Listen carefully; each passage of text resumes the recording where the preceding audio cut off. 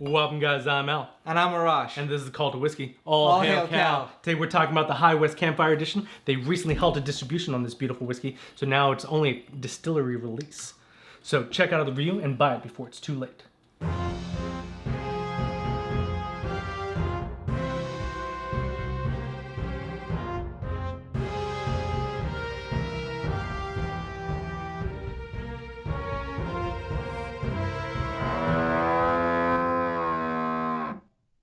Welcome back. So today's whiskey is 46% ABV. It is non-chill filtered. There's no E150 added to it, so it's natural coloring.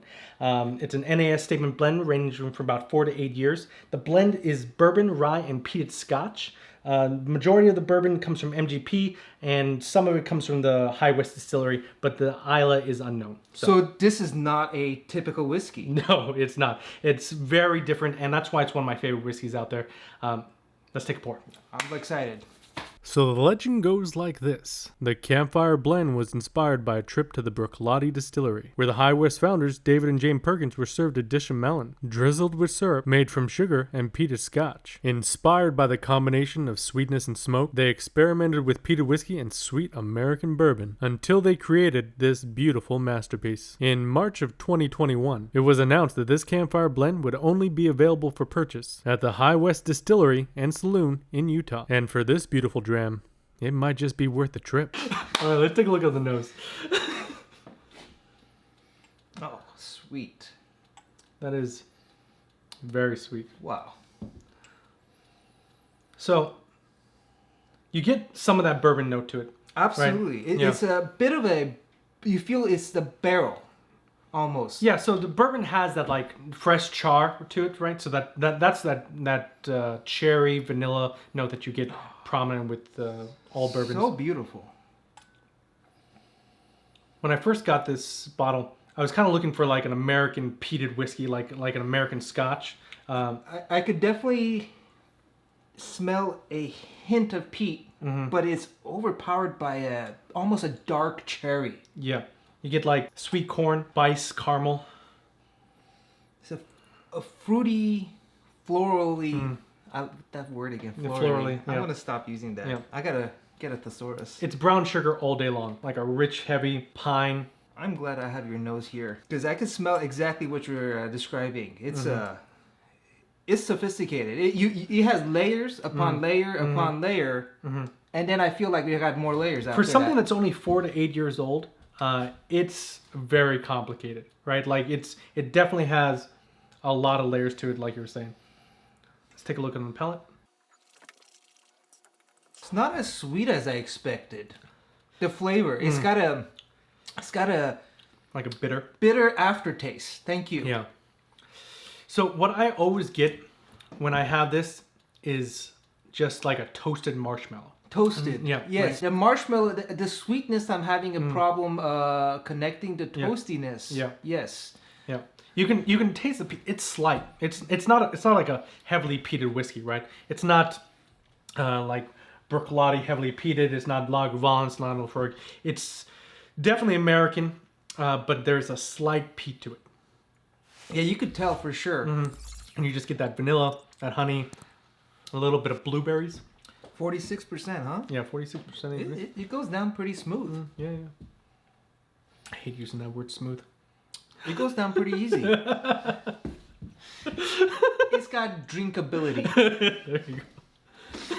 Don't sue me, Budweiser. That was like 15 years ago. You get more of the cherries, some tobacco. Yeah. The tobacco, that's what I'm tasting. It's nice. It's blends in so subtly with the peat and the sweet flavors that you almost don't recognize it after. But after a couple sips, it's I think that's the aftertaste, perhaps. Yeah.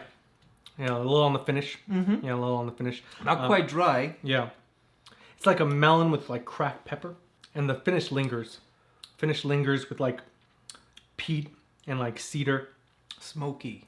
Slightly. Just very slight. Just like a little bit of clove on the finish. I taste orange. Or a sweetness that's associated. Citrusy. I wouldn't say orange, but I would say like a honeydew melon. Definitely a sweetness to it with a combination of smoke. It's very nice. With the water, you lose the spice a little. It actually puts out a little bit more corn. Yes, I like can a- taste the corn. Yeah, like that corn grain like American whiskey note comes out more. Nothing European about this.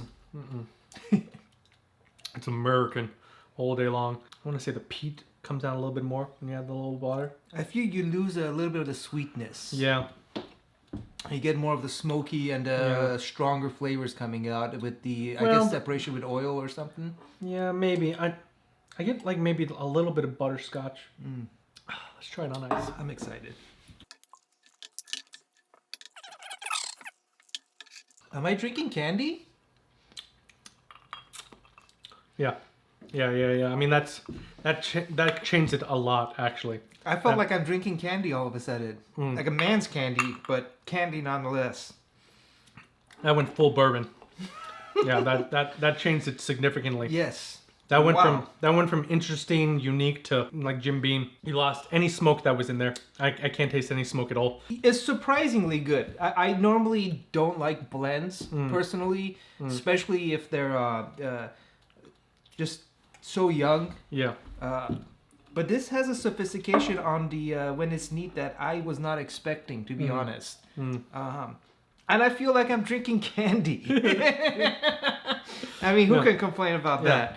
No, it's just so different, right? The High West is a beautiful bottle, obviously.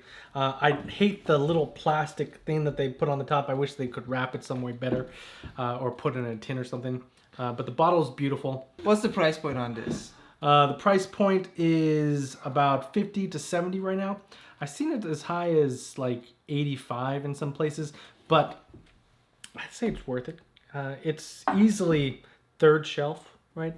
I'd put it on the third shelf, but it's it wouldn't fit. They're too tall. For $80, I would love to go to my local liquor store and purchase it. Yeah, if you can find it, buy it, right? Buy it before it's too late. Give it a try. It's an amazing whiskey. It's got a beautiful bottle. I like the bottle. I think the design could have been slightly shorter so it could have fit in most shelves. I personally have an issue with the long bottles for the same reason you do probably. But the sophistication on this makes it really fun, especially considering it's a 4 to 8 year old whiskey. Yeah. It's a winner. Well, today's whiskey is a cowboy whiskey and deserves a cowboy toast. Here's to doing and drinking. Not sitting and thinking. All hail cow.